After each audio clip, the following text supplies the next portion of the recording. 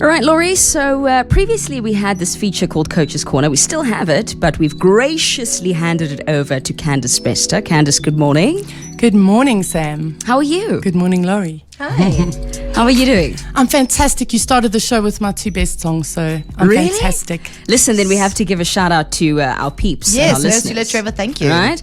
So, Candace, I mean, of course, last week, Friday, we spoke a little bit about grit, but maybe in a nutshell, can you tell us how grit started and who is Candace? What is her passion? I'd love to.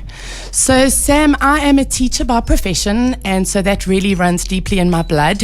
Yes. I'm from a family of teachers, and children are my thing. So I started grit because I realized that if I wasn't okay, it would have a direct impact on the children in my class as well as my own children. So it's been probably about 13 years of rapid transformation, personal development, Wow. and really working on me. And then I really have lived a life where I have not loved myself, and then I have lived a life where I have. And they are two completely different lives. Wow. I think, in terms of this feature itself, I mean, maybe we should break it down as to what we can expect going forward for the next couple of weeks. Yes, so my vision for this is really a platform to give people, I'd say, an answer to their prayers. Okay. So many people are struggling and they don't know why. They're looking for outside help.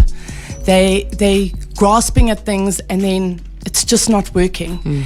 And so for me, this is really just another platform to educate them and to teach them about something that a lot of people don't know about. So you're dealing a lot with the self, with the inner workings of a person, obviously here. What are some of these, the big ones, the big themes that we're going to be tackling over the next few weeks, Candace? Great. So there's really four, it's a big umbrella of self-love, and then there's really four categories. So it falls under, so the one is self-awareness, and then we have self-worth, and then self-esteem, and then self-care. And underneath every single one of those, there is so much to discuss.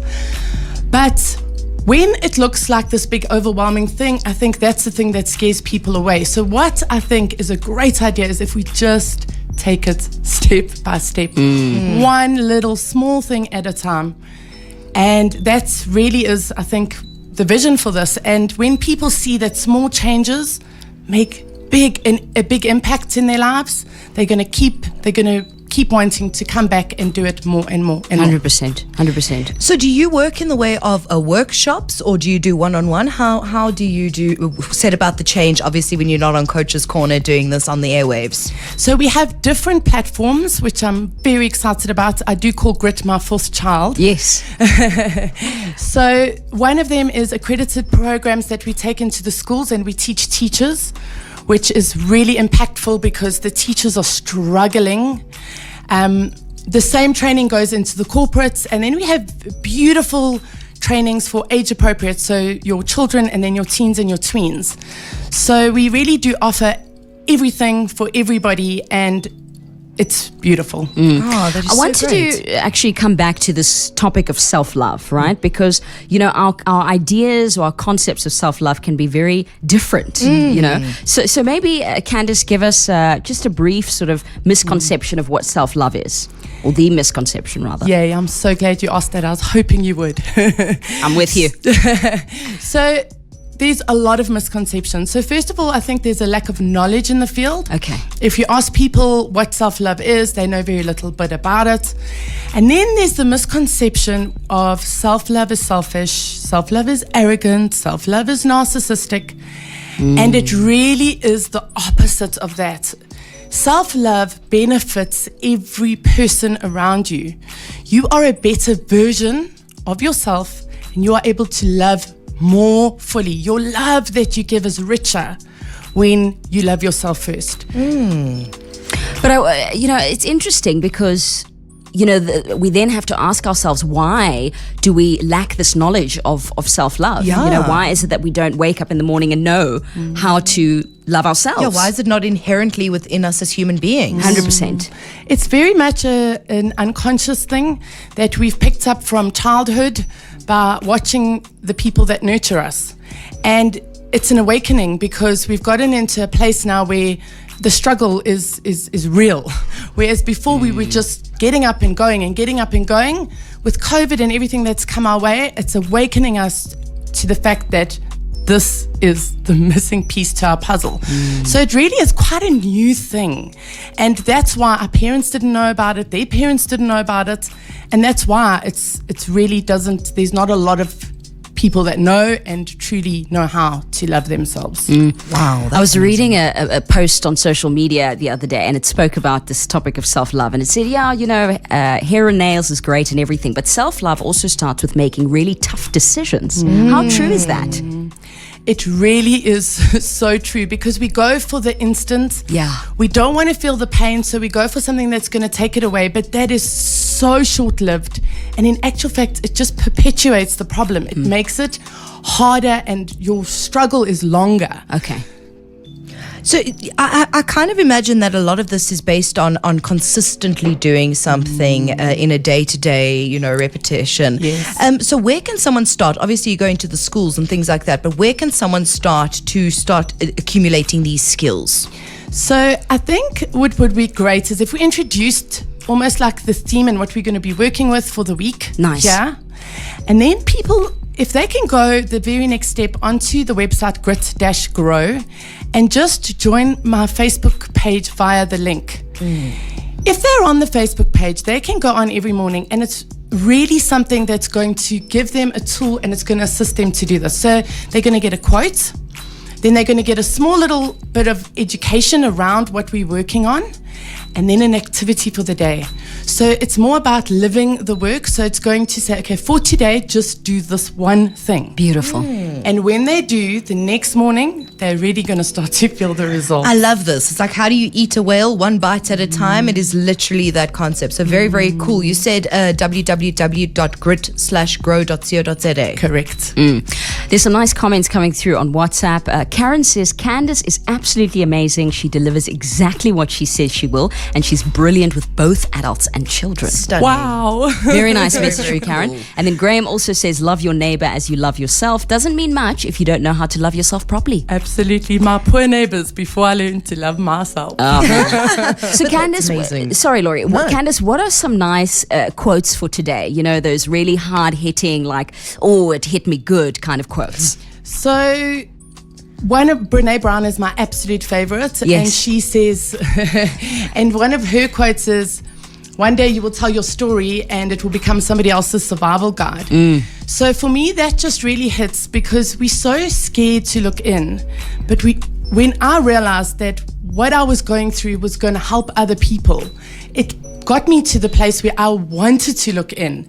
And it was really not as scary as I thought it was. Beautiful. So if we could start to create this culture of saying to people, this is what I'm struggling with, and then stop trying to be perfect and just being real, because everyone's struggling with the same thing, but we're just hiding it, which is a horrible place to live in. Hiding, suppressing, all those types of things. 100%. All right, so we're going to take a quick break, play some U2, right? Yes. So Candace Best is in the house, Grit Grow. This is how we're going to do Coach's Corner going forward. Some really great tools, great conversations, exercises, of course. Bite-sized pieces of Bite-sized. information that are going to make us happier people. 100%. And if you have any questions for Candace, send them through 084-822-0938. So right here on the Morning Wave, it's a song by U2, Zoo Station. Good morning to you. Happy Monday. It is the 5th of September. It is indeed. Had to look at the watch there. Losing track of time. Wow. It's fine, Coach. We've got this. Thank you, ma'am. So it is a Monday. We've got this beautiful feature called Coach's Corner, and Candace Best is in the house from Grit Grow. Grit gives you specific tools to become your own pillar of strength. When challenges come your way, you are fully equipped to face them. And that's ultimately what we're going to be doing, is getting those tools in bite-sized bits and pieces. And what I love about this is that you get to curate your journey. So you get to identify exactly what the issue is and what you want to deal with and tackle, right? Speaking of which, Laurie, there's a message from Marissa on WhatsApp.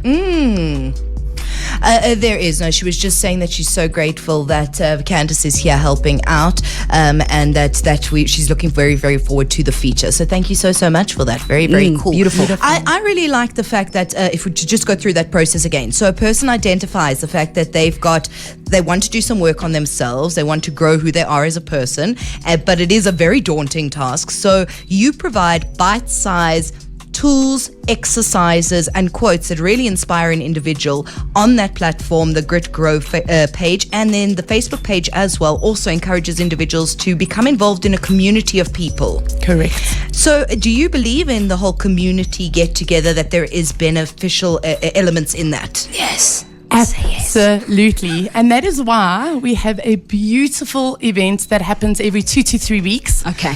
Which we've created, and we had our first one on Saturday actually, Yes. and it's called Feel Good 4 Ways. And that's exactly it. So I'm very much about creating a community of people that uplift each other, really wholesome, healthy association where you come in and you say, this is what I'm struggling with, and you feel safe because other people are sharing the same stuff. It's like a support group almost. Absolutely. And you walk away feeling amazing. Yeah. So that's why the word Feel Good 4 Ways. We got a question in here from Anonymous. Yes. They say, I hate my father for a lot of various reasons, and I'm happy, satisfied, content with the fact that I do dislike him or hate him. It makes me feel true to my feelings if I am content with the way I feel. So that's quite a difficult one. What's your advice for that, Candace?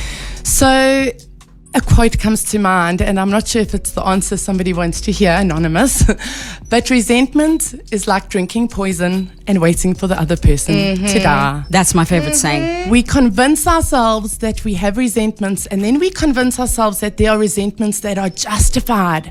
This person is I'm okay and I'm at peace with it. Yeah. But it is such a very small niggle that bruise and bruise and bruise. And again, it's like poison. Is it possible to dislike or hate someone without resentment? Wow. Do you know what I mean? To have the closure regarding that. You know what I think about, when it comes to resentment, and I'd love you to actually answer that, Candace. When you work things like the Narcotics Anonymous program or the Alcoholics Anonymous program, resentments is one of the biggest things that we work on, right? And what it always says is, yes, write down the reasons why you resent the person. And, sometimes we have these long essays of why we resent a specific person. But the key is to have a look at the role that you've played in that relationship, right? And I've done this before, and I've realized that, yes, as much as I resented this person and they did all sorts of things, I did the same, if not worse. Even just enabling them to repeat the cycle. Absolutely. Yeah. And also I need to look at the fact that there were no boundaries, so I allowed all of these things to happen, right? So I think maybe let's go back to Laurie's question there. So those people I call my biggest gifts. Okay. They are coming to teach me the most about myself. So the people who come into your life, you get along with and you gel and you love, they are awesome to have in your life, but they don't teach you anything about yourself. They don't grow you. So those people really are there, and a lot of it is, it's not a nice thing to think about, but it is also a gift, is a lot of it is a mirror. And like you said, Sam, they're teaching you about yourself and what part did I have to play, because 100%. there's always two people in the picture. And I think that's why people, when they think about this stuff, they get so scared, because they're like, I'm going to have to own a part in this. But what is the alternative? The alternative is not looking at it and living a very unhappy, heavy life. It's like people who ghost other people. Yeah. Absolutely. And the worst part is that you're sitting with this resentment and the other person is living their life, Yes, continuing. it's for not you. even- So that's the thing, Sam, is you What? forgive your people for you. Absolutely. It's totally about you. It's not about Forgive them. people for you. Yes. Freedom, unburdening. I All love about that. you. So we've said that we're directing everybody to the Facebook page. We're getting that quote. We're doing the tools. We're working on it for the rest of the week. And then we are heading to the workshop over the weekend, right? Correct. Lovely stuff. So Candace, one more time, if anybody wants to get hold of you specifically, how can